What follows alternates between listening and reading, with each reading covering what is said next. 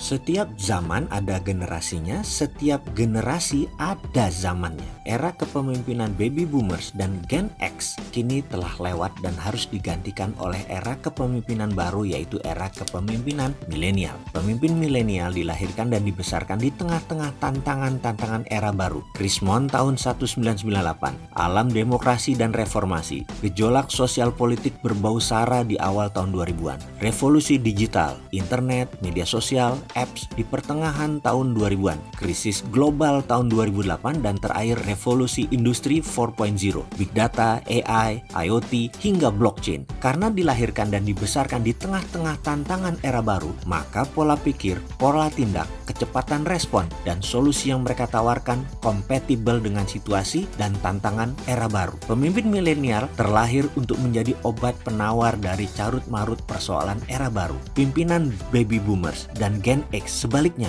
mereka terlahir dan dibesarkan di era lama yang berbeda sama sekali, decoupling dengan era baru. Sehingga keyakinan, pola pikir, pola tindak, gaya kepemimpinan, pendekatan solusi yang mereka miliki kini sudah obsolete dan mulai tak kompatibel lagi dengan persoalan dan tantangan era baru. Kualitas kepemimpinan baby boomer dan Gen X hanya ampuh untuk mensolusi persoalan dan tantangan era lama, namun tidak demikian halnya untuk era baru. Konsekuensinya amat serius. Pimpinan baby boomers dan Gen X banyak mengalami gagal paham, gagal respons, dan gagal solusi dalam menyelesaikan persoalan dan tantangan era baru. Mereka gagap di era yang baru. Wajar saja karena seumur-umur mereka tidak pernah menemui dan mengalaminya. Era disrupsi dan perubahan ekstrim adalah era milenial, bukan eranya baby boomers atau Gen X. Di kepala milenial, kaum baby boomers dan generasi X, mereka adalah bagian dari masalah. Inilah handicap terbesar pemimpin generasi tua. Mereka merasa tahu dan berpengalaman karena puluhan tahun makan asam garam.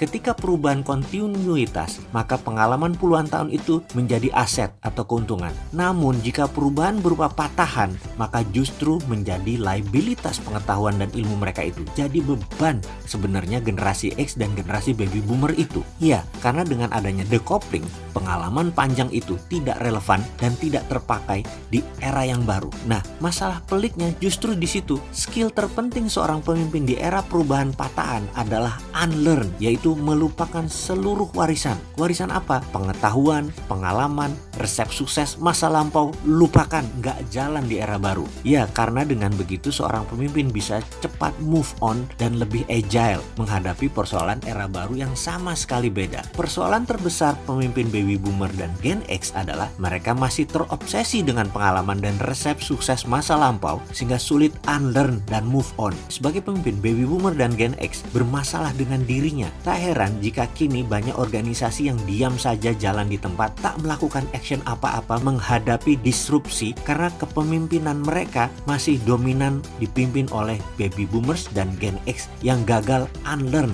dan gagal move on. Survei McKinsey Global Institute di 2018 menemukan bahwa kunci sukses transformasi digital sebuah organisasi ditentukan oleh pemimpin yang agile bergerak dan cakap merespon disrupsi digital. Sekitar 70% responden mengatakan digital savvy leader yang pola pikir, pola tindak, dan kecepatan responnya fit dengan era digital menjadi faktor penentu kesuksesan transformasi. Pertanyaannya, kalau pemimpin baby boomer dan Gen X bermasalah dengan dirinya, bagaimana mungkin mereka cakap memimpin orang lain, apalagi di generasi yang lebih muda? Bener deh, pemimpin baby boomer dan Gen X adalah masalah terbesar bagi organisasi yang butuh agile perubahan. Bagaimana mungkin mereka bisa menjadi solusi terhadap persoalan-persoalan disrupsi yang menjadi keseharian di era baru, di era milenial? Baby boomers dan Gen X sekali lagi adalah bagian dari masalah, bukan bagian dari solusi. Jadi kaum milenial saat ini minta kesempatan mengambil alih